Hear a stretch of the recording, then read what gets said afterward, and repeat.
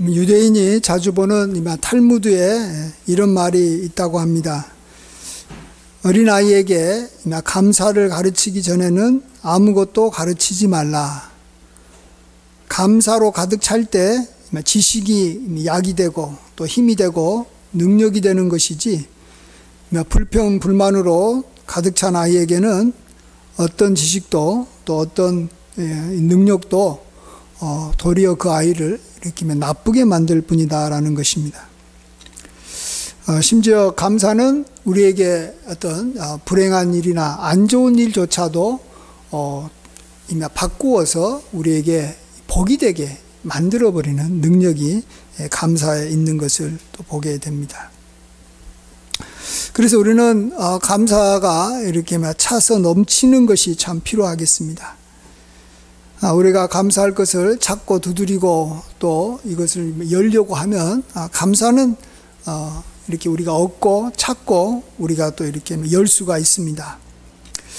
그럴 때 하나의 감사하는 방법 중에 하나로 이렇게 세 가지를, 그래도 감사할 게 많아도 한 세 가지를 먼저 유성적으로 우리가 이렇게 알고 있으면, 자기가 이렇게 정하고 그걸 자주 이야기하면 참 감사하는 삶에 일단은 도움이 됩니다.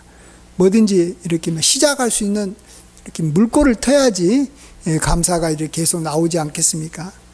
그런 면에서 예를 들면 이런 경우도 있겠습니다. 1960년에 전기기관을 발명한 프랑스인 파핀이라는 사람은 이렇게 세 가지를 자기가 감사한다고 말한 적이 있어요.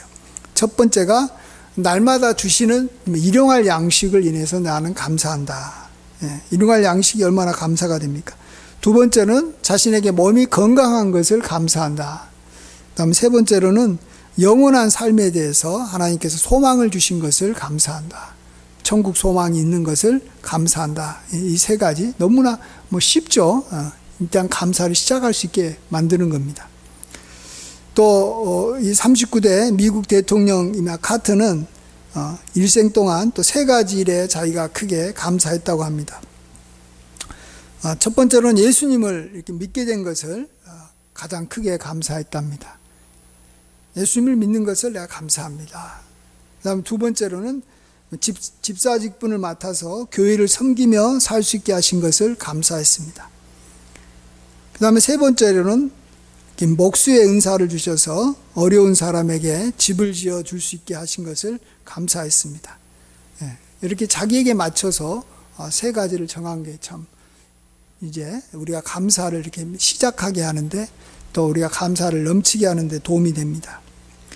여러분들도 아마 이런 것들을 참조해 가지고 한 세 가지 정도는 한번 정해 봤으면 좋겠어요. 저도 이걸 보면서 한 세 가지를 한번 정해 봤습니다. 첫 번째로는 예수님을 믿어서 구원받은 것을 감사하고, 너무나 우리 그리스도인들에게는 당연한 거죠. 두 번째로는 저희 아내를 이렇게 만나게 해주신 것을 감사하고, 그 다음에 세 번째로는 여기 목사로 저를 불러주신 것을 감사해야 되겠다, 이런 생각을 하고 시작을 할 때, 감사를 할 때 이것을 시작하면서 할 수 있는 거죠. 우리나라 속담에도 구슬이 이렇게 서말이라도 껴야 보배가 된다고 했습니다. 일단은 입으로 고백하고 마음으로 시인을 믿고 시인을 해야 되죠. 입으로. 이런 것이 우리가 어쨌든 시작을 해야 되는 것입니다. 오늘 우리는 이 말에 대해서 좀 생각해 보고자 합니다. 우리가 말을 할 때는 가장 대표적으로 우리가 생각하는 것은 감사하는 말을 많이 하는 것이고, 반대로 이렇게 불평하는 말은 하지 말아야 된다라는 것입니다. 하나님께서는 우리의 말에 대해서 굉장히 관심을 많이 갖고 있다라는 것을 아셔야 됩니다. 우리도 물론 말에 대해서 신경을 많이 쓰고 말을 잘해야 되겠다 이런 생각을 하지만, 하나님은 더욱더 그렇다는 겁니다. 마태복음 15장 18절에 이렇게 말씀하십니다. 입에서 나오는 것들은 마음에서 나오나니 이것이야말로 사람을 더럽게 하느니라. 마음에서 나오는 것이 입을 통해서 나온다는 겁니다. 그러니까 입을 통해서 나온 것은 단지 말이 아니라 그 사람의 마음의 생각이라는 것입니다. 그렇다면 말이라는 것은 그 사람의 인격이고 그 사람 자체를 말한다고 볼 수 있습니다. 그러니까 말이 그 사람에게 제일 중요한 핵심이라는 거죠. 누가복음 6장 44절 45절에서 거짓 선지자를 이렇게 분별하고 또 이렇게 잘 판단해야 하라는 그러한 방법으로 말씀해 준 것이 이렇게 말씀하신 게 있습니다. 나무는 각각 그 열매로 아나니 가시나무에서 무화과를 또는 찔레에서 포도를 따지 못하느니라. 선한 사람은 마음에 쌓은 선에서 선을 내고 악한 자는 그 쌓은 악에서 악을 내나니 이는 마음에 가득한 것을 입으로 말함이라. 나무를 볼 때 열매를 통해서 그 나무를 알 수 있듯이 사람은 그 열매와 같은 것이 뭐라고요? 열매를 통해서 우리가 판단할 수 있는데 그게 바로 말이라는 것입니다. 말이 왜 이렇게 열매가 되냐? 그것은 마음에 가득한 것을 입으로 말하기 때문에 그런 것입니다. 그러니까 마음에 가득한 것이 무엇인가를 우리가 그 사람의 말을 들어보면 또 내 자신도 나의 말을 한번 이렇게 다시 한번 이렇게 되새겨 보면 내가 그런 사람이라는 거예요. 그래서 우리는 말하는 것과 갖고 또 다른 어떤 나의 모습이 있거나 또 어떤 사람의 모습이 있는 게 아니에요. 말하는 그것이 바로 내 자신인 거예요. 그러니까 내가 어떤 데 관심을 갖고 어떤 말을 많이 하면 나는 그런 사람인 거예요. 나는 말만 이렇게 할 뿐이다라고 우리는 자꾸 이야기하는데 말만 하는 게 아니라 그 사람인 거예요. 나의 관심사고 나의 마음의 생각인 것입니다. 그래서 말은 바로 열매인 것입니다. 꼭 기억해야 됩니다. 말은 열매다. 내 자신의 정체를 드러내는 열매가 말이라는 것입니다. 이럴 때 어떤 사람은 그래요. 어떤 사람은 말만 잘하는 사람이 있지 않냐. 외식하고 가식적으로 막 말하는 사람이 있지 않냐. 그렇죠. 마음에 없는 것을 사람은 일시적으로 말할 수도 있습니다. 자기 어떤 이익을 얻기 위해서 말할 수도 있습니다. 그러나 좋은 말, 감사의 말, 또 남을 이렇게 칭찬하는 말, 또 선한 말은 늘 계속할 수 있는 것은 아닙니다. 굉장히 그 말을 한다는 것 자체가 쉬운 것은 아니라는 것입니다. 그래서 일단은 감사하는 말을 가식적으로라도 했더라도 그 말을 했다라면 그 사람은 일단 그 열매가 좋은 거라고 우리가 보시는 게 좋습니다. 이전에 여기 숙종 때 이야기인데 개성 인근에 어머니를 모시고 사는 가난한 효자가 있었다고 합니다. 그 어머니는 이미 연로해서 거동을 잘 못하셨는데 마침 임금이 그 개성으로 온다는 말을 듣고 어머니가 임금님을 보고 싶어서 이렇게 자기 아들한테 나 좀 태워서 지게에 태워서 좀 임금 얼굴 좀 보게 해달라고 했습니다. 그래서 이제 임금이 이렇게 여기 행차를 할 때 그 모습이 눈에 띈 거예요. 아들이 지게로 어머님을 이렇게 지고 있는 모습이 눈에 띄서 그것을 보고 이렇게 원님에게 이렇게 사연을 물어봤습니다. 원님은 그 아들이 이 고을에서 아주 소문이 잔잔한 효자라고 자초지종을 말씀드렸습니다. 그러자 여기 숙종은 너무 기뻐해가지고 그 아들에게 이렇게 소 한 마리하고 쌀 이렇게 10가마니를 이렇게 내리셨다고 합니다. 이 소식이 널리 퍼지자 또 마을에 커다란 이 부자가 재물에 이렇게 욕심을 냈습니다. 그는 고집을 부려서 이렇게 싫다는 자기 어머니를 지게에 태우고 이제 임금이 이제 막 돌아가는 길에 시차를 마치고 돌아가는 길에서 기다렸습니다.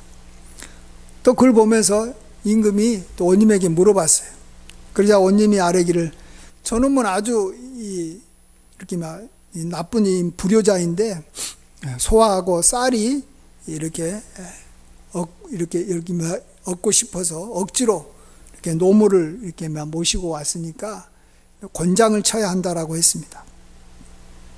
그 말을 들은 숙종은 불효자에게도 똑같은 소 한 마리하고 쌀 10가마니를 하사했다고 합니다. 그러면서 하는 말이 효도는 흉내 내기도 어려운 일이다라고 말을 했다고 합니다. 그렇죠? 효도는 흉내 내기가 어려운 것이죠. 예. 흉내 내는 것도 어려운 것입니다. 자, 감사의 말이라는 것이 내가 만일 가식적으로 감사합니다라고 말을 했다 할지라도 그것이 쉬운 일은 아닙니다. 누군가에게 내가 감사합니다. 고맙습니다. 이런 일로 인해서 내가 참 힘을 얻었습니다. 격려를 받았습니다. 하나님 감사합니다. 이렇게 말한다라는 것이 여러분 가식적으로라도 할 필요가 있는 것입니다. 근데 사람은 마음에 있는 것을 결국 하기 때문에 가식적으로 하는 사람은 오래 할 수는 없겠죠. 말이라는 것은 뭐라고요? 마음에 가득한 것을 입으로 말하는 것이 말이기 때문에 결국 그 사람은 오래 할 수가 없는 겁니다. 그래서 결국은 우리가 말로 우리 자신을 평가하고 다른 사람들도 우리가 볼 때 말로 평가를 해야 되는 겁니다. 그래서 내가 어떤 사람에 대해서 그 사람하고 같이 오랫동안 대화를 하고 그 사람의 말을 잘 들어보지 않은 사람을 보고 우리는 쉽게 그냥 다른 사람의 말만 듣고 그 사람이 훌륭하다, 그 사람이 아주 놀랍다, 그 사람이 아주 나쁘다 이런 식으로 쉽게 평가해서는 안 됩니다. 내가 그 사람하고 개인적으로 그 사람의 말을 내가 들어본 적이 얼마나 있느냐. 그래서 그 사람하고 대화를 해야 되는 거죠. 그렇죠? 대화하는 시간이 많지 않으면 내가 그 사람하고 같이 지냈다 할지라도 그 사람을 오래전부터 알았다 할지라도 나는 그 사람을 정확히 안다라고 말할 수가 없는 겁니다. 그래서 오랫동안 대화하고 말을 하다 보면 이렇게 여기 무심결에 나오는 말도 있고 어쨌든 자기의 이렇게 본심이 나오게 되어 있는 것입니다.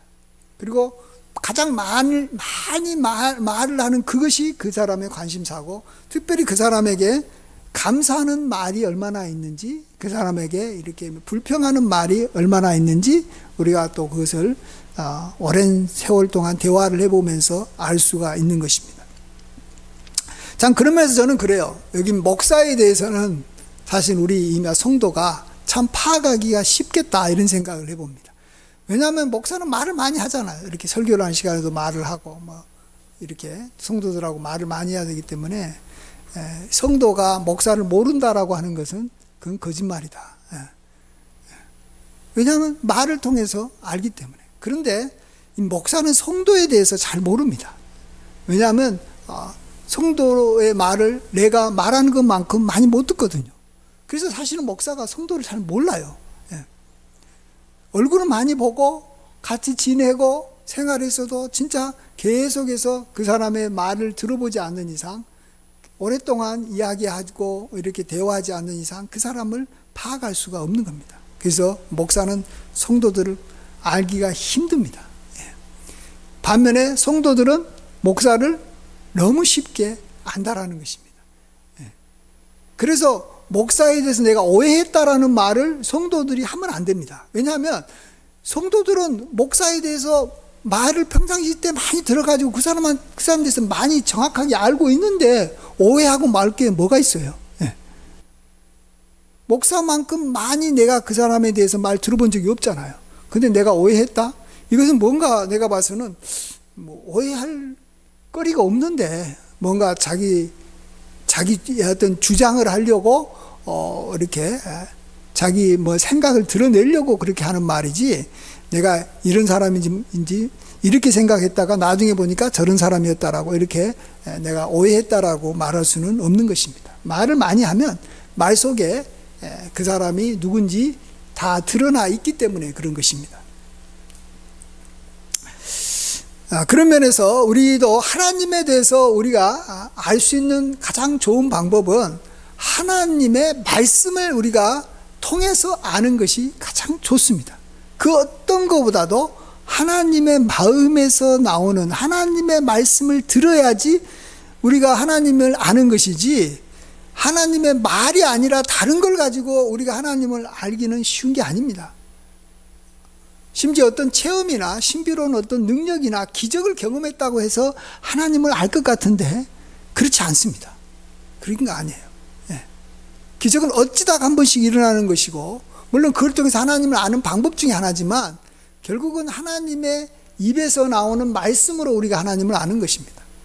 그래서 이런 여기 말의 중요성, 또 하나님의 이렇게 말씀의 중요성을 아주 단적으로 우리에게 보여주신 말씀이 있습니다. 그건 요한복음 1장 1절입니다. 여러분도 잘 아실 거예요. 태초에 말씀이 계시니라, 이 말씀이 하나님과 함께 하셨으니 이 말씀은 곧 하나님이시니라. 예. 말씀이 곧 하나님이시다라는 거예요. 말씀이 하나님이에요. 그래서 여러분이 하나님을 모른다라고 할 수가 없어요. 절대. 우리는 성경 말씀을 통해서 하나님이 어떤 분이신가를 하나님은 계속해서 우리에게 알려주고 있기 때문에 우리는 말씀을 통해서 내가 하나님을 알아가는 것이지 다른 걸 통해서 하나님을 알 수는 없는 겁니다. 자칫 잘못하면 다른 것은 하나님을 우리가 잘못 알게 만들 수 있습니다. 그러나 말씀은 결코 하나님을 잘못 알게 할 수는 없는 것입니다. 또한 요한복음 1장 14절에 이러한 말씀이 육신이 되어 우리 가운데 거하심에 이렇게 말합니다. 말씀이 우리 인간의 모습으로 변화된 것이 바로 예수님이라는 것이죠. 우리가 그 영광을 보니 아버지의 독생자 영광이요 은혜와 진리와 충만하다. 그래서 하나님이 우리 인간의 모습으로 나타났다라는 말하고 똑같은 것이 말씀이 인간의 모습을 입고 우리에게 나타나셨다라는 것입니다. 그래서 예수님께서도 이 땅에 오셔서 제일 많이 하고 싶었던 게 뭐냐면 말을 하고 싶었던 거예요. 예수님은 자기 자신을 말을 통해서 계속 가르치고 알려주려고 했던 것을 하고 싶었던 겁니다.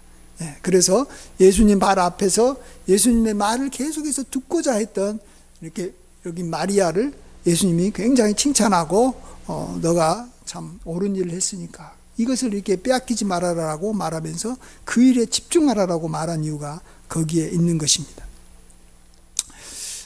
이렇게 말이라는 것이 진짜 모든 것이다라고 생각을 해야 됩니다. 말은 여러 가지 것 중에 하나가 아닙니다. 말 자체가 말씀이 하나님인 거고 내가 하는 말이 내 자신인 거예요. 그리고 저 사람이 하는 말이 저 사람인 거예요. 다른 걸로 우리가 평가하려고 하니까 자꾸 이렇게 우리가 혼동이 오는 것입니다. 하나님께서도 나중에 우리를 이렇게 평가하실 때 우리가 하는 말을 가지고 평가하실 것이고 또 우리를 이렇게 평가하는 기준은 하나님께서 우리에게 말씀하셨던 걸 가지고 평가를 하는 겁니다. 말이 말을 평가하고 말이 말 가지고 모든 것들을 결정하는 것이지 다른 걸 가지고 결정하는 것이 아니라는 걸 우리가 아셔야 됩니다. 이런 면에서 우리는 너무 쉽게 참 말을 우리가 생각할 때가 너무 많습니다. 그러니까 말은 여러 가지 것 중에 하나가 또 어떤 행함이 너무 중요하기 때문에 말은 그냥 대충 해도 된다 이런 생각들을 하는데 결코 그렇지가 않습니다. 특별히 우리가 만일 불평하는 말을 한마디라도 했다, 내가 아주 짜증스럽게 이야기를 했다, 그러면 우리는 이걸 간단하게 생각하면 안 됩니다. 왜 그러냐 그러면 내가 불평하고 짜증나는 말을 했다라는 그 말 속에는 나에게는 감사가 하나도 없다라는 것이 드러난 것입니다. 나는 감사하는 마음도 있고 불평하는 마음도 있고 그게 아닙니다. 감사하는 말을 할 때는 그 사람에게는 불평이 없지만 불평하는 말을 할 때는 그 사람에게는 감사가 사실은 없는 겁니다. 자기는 있다고 생각해도 없는 거예요. 마치 이것은 꼭 이렇게 불과 이렇게 기름과 같은 거예요. 기름에 불이 붙으면 기름은 다 사라져 버립니다. 불만 남고 사라져 버립니다. 이 종이에 불이 붙으면 불만 남는 거예요. 그런데 이 종이가 있다, 기름이 있다라는 것은 뭐예요? 불이 없다라는 거예요. 불이 안 붙었다라는 거예요. 불이 근처에 없다라는 거예요. 그렇죠? 불이 없어야지만 이 기름이 그대로 남아 있고 이 종이가 그대로 남아 있는 겁니다. 마찬가지로 우리에게 불평이 없어야지만이 우리에게는 감사가 남아 있는 겁니다. 근데 우리가 쉽게 감사를 못하는 이유가 뭐냐 그러면 불평이 남아 있어서 그러는 거예요. 그래서 감사하지 않는다는 것은 굉장히 위험한 것이라는 걸 알아야죠. 좀 있으면 불평하게 되는 것이고 불평함으로써 나는 감사의 마음이 하나도 없다라는 것을 드러내버리는 것입니다. 그렇기 때문에 불평했을 때 하나님은 그 말씀을 듣고 우리가 그 말씀대로 하나님께서는 내가 너희에게 그대로 행해 주겠다라고 말씀한 겁니다. 우리 여기 민수기 보시면 이스라엘 사람들이 자꾸 광야에서 불평을 하니까 하나님께서 이렇게 말씀하십니다. 그들에게 이르시기를 여호와의 말씀에 내 삶을 두고 맹세하노라. 너희 말이 내 귀에 들린 대로 내가 너희에게 행하리니 너희 시체가 광야에 엎드려질 것이라. 너희 중에서 20세 이상으로 계수된 자 곧 나를 원망하는 자 전부가 여분네의 아들 갈렙과 눈의 아들 여호수아 외에는 내가 맹세하여 너희에게 살게 하리라 한 땅에 결탄코 들어가지 못하리라. 너희들이 불평했던 그 말 그대로 나는 광야에서 죽을 것이다 라고 자꾸 불평하니까 나는 그 말대로 나는 행해서 너희들이 20세 이하만 이미 약속한 땅에 들어가지, 그렇게 불평했던 너희들은 여호수아와 갈렙 외에는 한 명도 들어가지 못할 것이다 라고 하나님께서 말씀하신 것입니다. 왜 그렇습니까? 그 마음에는 하나님에 대해서 감사가 없기 때문에 그렇습니다. 그 마음에 은혜로운 마음이 없는 거예요. 하나님께서 그동안에 이 베풀어 줬던 수많은 은혜들을 그들은 다 까먹었다라는 것입니다. 그래서 하나님께서는 그들에게 이렇게 저주를 명하신 것입니다. 김삼환 목사님의 친구 목사님 두 분의 이야기입니다. 두 목사님 모두 다 부인을 잘 만났다고 합니다. 그중 한 부인은 피아노를 전공하신 분이었는데 피아노를 많이 쳐서 그런지 또 어쨌든 아이를 낳고 나서 손이 마비가 되어서 몸에 이렇게 반을 이렇게 못 쓰게 되었다고 합니다. 이렇게 여기 반신불구가 된 겁니다. 보통 이 여자분은 이미 오른쪽이 이렇게 마비되기가 쉽고 이렇게 남자분은 이렇게 왼쪽이 마비가 잘 된다고 합니다. 그것도 이렇게 젊은 30대 때 반신불수가 됐습니다. 여기 남편은 이미 전도사 시절부터 17년 동안 자기가 이제 아이를 키울 수밖에 없었죠. 그리고 부인 옷 빨래도 자기가 하고 모든 것을 다 했지만 불평을 하지 않았다고 합니다. 정말 17년 동안 이것을 계속, 그때 이제 원로 목사님이 이야기하실 때가 이제 17년이었고요. 지금은 이제 뭐 더 오래 했겠죠. 많이 살아 계셨다면. 아내가 해주는 밥만 먹고 또 이렇게 이 직장에 나가는 사람들은 참 하나님께 참 은혜를 많이 받은 사람이라 이렇게 생각해야 됩니다. 근데 이 사모님이 여기 17년 만에 놀랍게 회복이 되었답니다. 그래서 이전에 저기 속초에서 목회를 하고 계셨는데 목회를 아주 행복하게 하면서 지내는 것을 봤다라고 원로 목사님이 이전에 말씀하신 적이 있습니다. 근데 또 한 친구는 이 아내가 이렇게 반신불수는 아니지만 폐가 나쁘다가 또 이렇게 위암에 걸렸다가 하면서 병들을 참 또 많이 갖고 있었답니다. 경제적으로 어려워서 원로 목사님이 이렇게 지원도 해줬지만 문제는 거기가 있는 것이 아니라 이 목사님은 불평이 많았다라는 겁니다. 내 아내 때문에, 저 사람 때문에 목회가 안 된다라고 자꾸 말하는 거예요. 그리고 또 자기가 이렇게 아내 이 대소변까지 이렇게 받아내야 하니까 정말 이렇게 미칠 지경이었다고 합니다. 근데 그럼에도 감사해야 되는데 자꾸 신경질을 내었답니다. 원로 목사님 만날 때만 신경질 낸 게 아니라 교인들 앞에서도 신경질 내고 그러다 보니까 이래저래 잘 될 수가 없는 것이죠. 누가 이렇게 불평불만하고 신경질 내는 사람을 그가 아무리 목사라고 좋아할 수가 있겠습니까?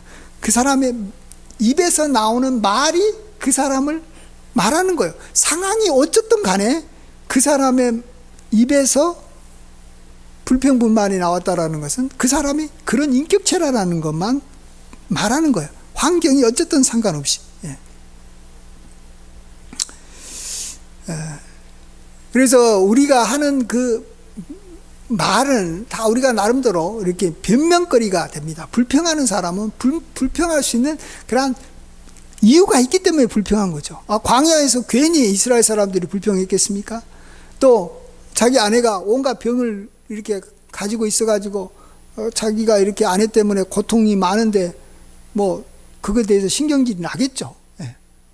그럼에도 불구하고 내가 하는 말이 뭐냐가 중요한 겁니다. 그럼에도 불구하고 내가 감사의 말을 하면 하나님께서는 복을 주시는 것이고, 내가 환경이 어렵다고 어려운 그렇다는 상황들을 자꾸 이야기하면서 불평만 하면 하나님께서는 그 사람을 저주하는 거예요. 하나님께서 그 사람에게 복을 주시지 않는 거예요. 그래서 오늘 설교 말씀에 조금 제목이 아주 좀 이렇게 강하지만, 감사와 불평이 나의 운명을 가르는 거예요.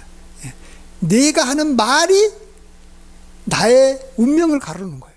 그래서 그 사람이 하는 말을 들으면 그 사람이 누군지를 알게 될 것이고, 그 사람이 누구냐에 따라서 그 사람의 장래가 결정되는 거 아니에요? 그 사람이 좋은 사람, 선한 사람, 뭐 그런 사람이면 잘 될 것이고, 악한 사람, 뭐 이렇게 나쁜 사람이면 안 될 것인데, 그것이 말을 들어보면 다 아는 거예요. 그래서 우리는 어떤 사람을 우리가 모른다, 사람을 모를 수가 없는 거예요. 물론 그 사람하고 대화를 많이 안 해보면 어떤 사람도 그 사람이 누군지 모르지만, 우리가 그 사람과 대화를 오랫동안 했다면 우리는 그 사람에 대해서 알고 있는 것입니다. 그럴 때 우리는 이 불평이 많은 사람하고 결코 동행해서는 안 되는 것입니다. 잠언에서도 불평을 하는 사람하고 동행하지 말라. 너도 그와 같이 될까 두려우니라 라고 말합니다. 그 사람은 망하게 된 사람이에요. 이유가 어쨌든 간에 망하게 될 사람이에요. 그 때문에 그 사람과 동행하면서 자꾸 그 사람의 불평을 들어주고 이렇게 하면 나도 불평불만자가 되는 것이고, 나는 불평할 거리 없어도 불평불만한 자가 되는 거예요. 이 사람은 불평불만할 이유가 있어서 불평불만했지만 나는 그냥 그 사람을 이렇게 가까이 하니까 나도 그냥 따라서 불평불만하는 거예요. 지금 우리나라 국민들 중에 대부분의 사람들이요, 진짜 어려워서 불평불만하는 게 아니에요. 우리나라처럼 잘 먹고 잘 사는 나라가 어디 있어요, 세계에서. 근데 우리나라 사람들이 굉장히 불평불만을 많이 합니다. 왜 그렇게 됐다고요? 자기 삶이 어렵고 힘들어서 막 억울해가지고 막 불평불만하는 사람의 말을 우리나라 사람들은 가서 너무 잘 들어줘요. 막 그리고 그 사람하고 늘 가까이 하는 거예요. 그러다 보니까 내 삶이 어느 정도 살만한데도 나도 불평불만하고 국가에 대해서 자꾸 욕하게 되고, 나도 다른 사람에 대해서 막 이렇게 미워하고 비판하게 되는 그런 경향들이 굉장히 많다고 생각해요. 그래서 내가 누구와 같이 동행하고 누구의 말을 듣느냐가 굉장히 중요합니다. 그래서 요즘엔 여기 막 유튜브도 굉장히 우리가 조심하면서 들어야 돼요. 유튜브의 내용이 자꾸 안 좋은 이야기를 하잖아요.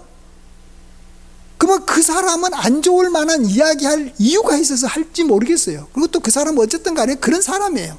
그러면 우리가 딱 듣는 순간에 이 사람은 비판적이구나, 이 사람은 인격이 틀렸구나, 그 이유를 보면서 동정하지 말고 그 말 자체가 감사하는 말이 없으면 우리는 빨리 판단을 하고 더 이상 듣지 말아야 되는 거예요. 계속 들으면 나는 불평거리가 없이 행복하고 즐거웠지만 내가 불평하는 말을 하다가 나는 불평하는 말을 했기 때문에 나는 그걸로 인해서 나는 불행이 나에게 찾아오는 것이고, 우리는 우리 인생이 참 불행하게 마치는 것이에요. 그래서 하나님께서는 오늘 본문에도 우리가 참 안 좋은 것들은 이름조차도 부르지 말라라고 말합니다. 음행과 온갖 더러운 것과 탐욕은 너희 중에서 그 이름이라도 부르지 말라. 아예 그 자체를 아예 그냥 하지 말아야 된다라는 겁니다. 그냥 뭐 재미삼아 유머스럽게 나는 이야기했다. 나는 좀 기분을 좀 전환시키려고 했다. 나는 이걸 때문에 뭐 이렇게 좀 분위기를 이렇게 좀 새롭게 띄우려고 했다. 그렇지만은 그것이 만일 음행이나 더러운 것과 탐욕이라면 그것도 단어 자체를 꺼내지 말라라고 말해주고 있습니다. 이것이 성도에게 마땅한 말이라. 그래서 4절에 누추함이나 어리석은 말이나 희롱의 말이 마땅하지 아니하니 오히려 우리가 해야 될 것은 뭐라고요? 감사하는 말을 하라라고 말해주고 있습니다. 감사하는 말을 우리가 억지로라도 끄집어내야 됩니다. 아까도 제가 이 세 가지를 왜 말씀드렸다고요? 내 속에 감사할 것이 잘 생각이 안 나는 거예요. 그러면 이전부터 내가 좀 확실하게 정하고 있었던 3가지 감사 제목이라도 먼저 끄집어내봐라는 거예요. 그러면 감사하게 됐잖아요.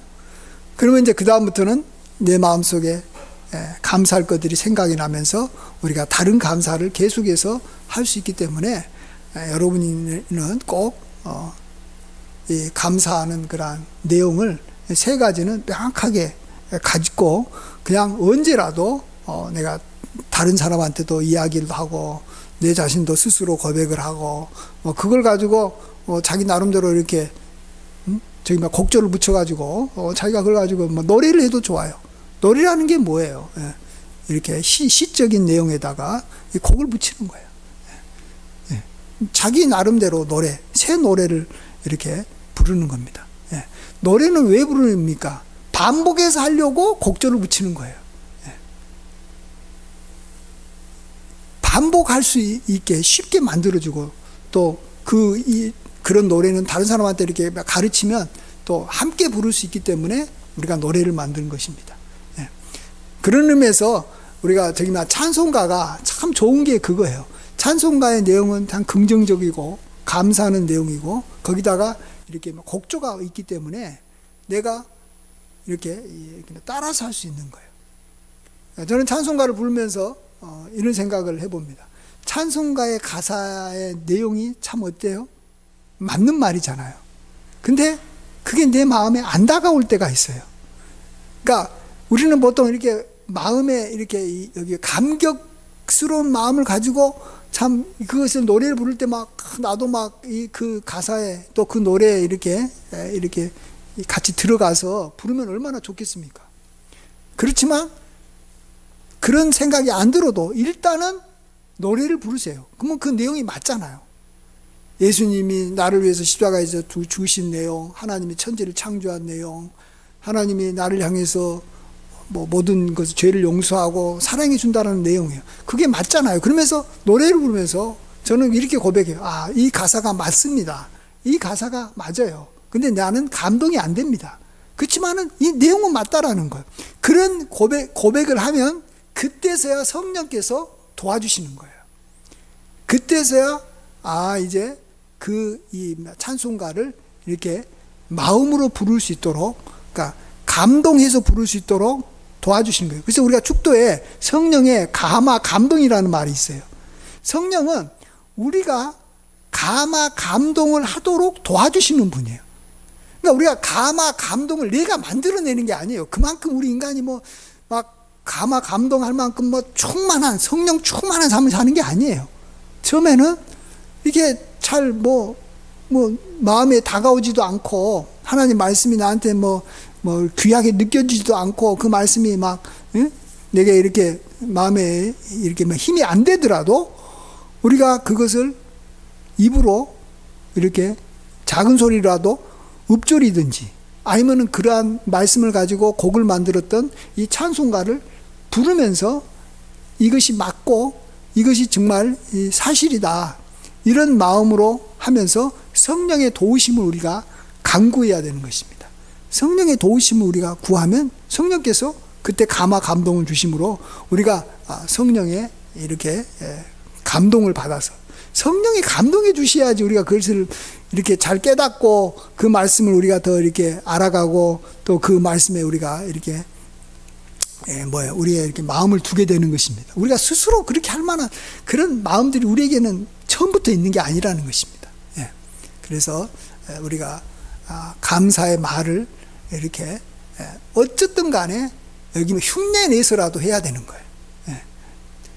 내가 하기 싫어도 해야 되고, 그러면은 나중에 그 감사하는 내용이 맞기 때문에 성령께서 감동을 줘가지고 내가 이제는 이렇게 자원해서 자발적으로 감사할 수 있는 거예요. 근데 처음부터 내가 자발적인 마음에 감동이 될 때까지 나는 감사를 안 하겠다? 그럼 우리는 감사할 타이밍을 자꾸 놓쳐버리고 계속 감사 못하면서 끝나버리는 겁니다. 그래서 우리는 말 자체가 진짜 나의 모든 것이다. 나는 말이다.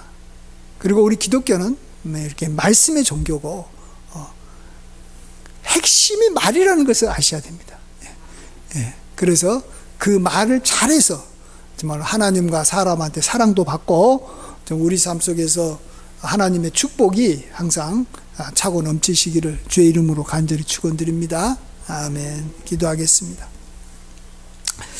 아버지 하나님, 우리로 하여금 참으로 참 생명의 말씀을 우리에게 허락하여 주셔서 그 말씀이 우리를 거듭나게 해주심을 감사드립니다.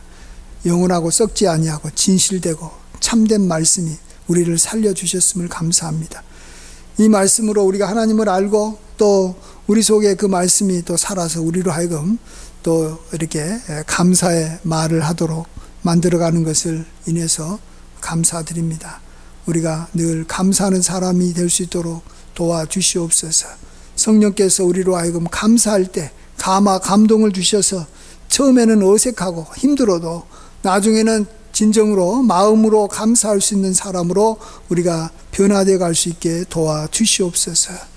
추수감사절을 허락하시고 우리로 하여금 감사에 다시 한번 집중하고 감사를 생각해 볼 수 있도록 인도하여 주신 주님께 영광을 돌리옵고 예수님의 귀하신 이름으로 감사하며 기도하옵나이다. 아멘.